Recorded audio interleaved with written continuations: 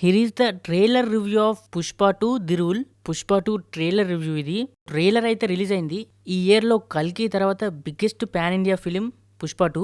Of course అది అందరికీ తెలిసిందే. పుష్ప 2 ట్రైలర్ అంటే ఒక 3 మినిట్స్ ప్లస్ ఉంటుంది అనుకున్నాను నేను. బట్ 2 మినిట్స్ 48 సెకండ్స్ మాత్రమే ఉంది.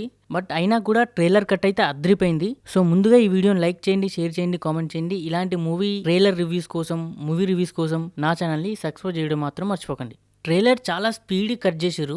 అంటే ఎక్కడ ఏది అర్థం కాకుండా సినిమాలో ఉన్న కొన్ని మెయిన్ పోర్షన్స్ని సరిగ్గా రివీల్ చేయలేదు థియేటర్ ఎక్స్పీరియన్స్ కోసం.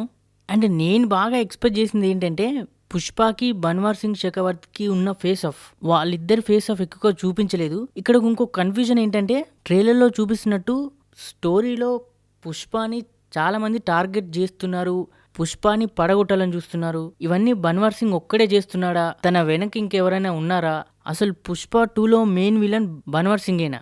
సో ఇలా చాలా డౌట్సే ఉన్నాయి. ట్రైలర్లో చూపించిన ప్రతి షాటు మనకు ఒక ఎగ్జైట్మెంట్ ఇస్తుంది. అండ్ ఇంకోటి ఏంటంటే పుష్ప 1కి పుష్ప 2కి కంపేర్ చేస్తే పుష్ప 2 చాలా గ్రాండ్ స్కేల్లో ఉంటుందని చాలా క్లియర్గా అర్థమవుతుంది. చాలా క్యారెక్టర్స్ ఉన్నాయి. మ్యాక్సిమం అన్ని కొత్త క్యారెక్టర్స్ని చూపించే ప్రయత్నమే చేశారు. సో ఫైనల్గా మనకు కావాల్సింది వచ్చిందా అంటే వచ్చింది. నాకైతే 1000 కోట్లు ఈజీగా దాటుతుందని అనిపిస్తుంది. అండ్ ట్రైలర్లో అల్లు అర్జున్ గారు అయితే నెక్స్ట్ లెవెల్, వేరే లెవెల్లో ఉంది ఆయన స్క్రీన్ ప్రెజెన్స్.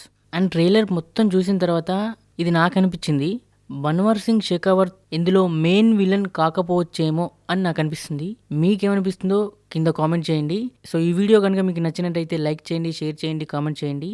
ఇలాంటి మూవీ ట్రైలర్ రివ్యూస్ కోసం అండ్ మూవీ రివ్యూస్ కోసం నా ఛానల్ని సబ్స్క్రైబ్ చేసుకోండి. అలాగే పక్కన ఉన్న బెల్ ఐకాన్ని ఆన్ చేయడం మాత్రం మర్చిపోకండి. Thanks for watching.